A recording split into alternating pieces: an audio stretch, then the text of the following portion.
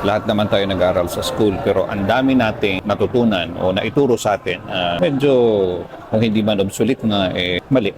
Halimbawa, doon na lang sa puntong paniniwala. Nung wala pa tayong kamuwang-muwang, kagaya ng karamihan, ganito rin yung paniniwala ko. Ang sinasabi ng karamihan is to see is to believe. To see is to believe. Ano yung hinihintay mo?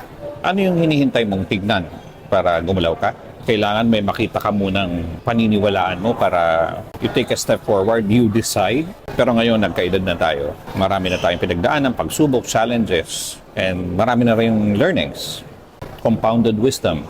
As we went on with life, I think it is better to take this way. Na bago ang lahat, kailangan mo munang maniwala. And then, you will see things happen in your life. Kagaya na rin ang lagi ko sinasabi, dasal ka ng dasal. Pero ikaw mismo, habang nagdarasal ka, hindi ka, nagdadalawang isip ka na yung pinagdarasal mo ay ibibigay sa'yo.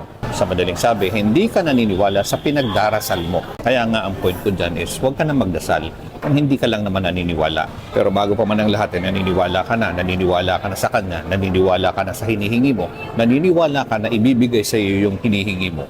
Sooner or later, nandyan na sa harap mo yung hinihingi mo. Faith. We're talking about faith here. Something very strong. It's not just a wish. So basta maniwala ka muna. Maniwala ka muna.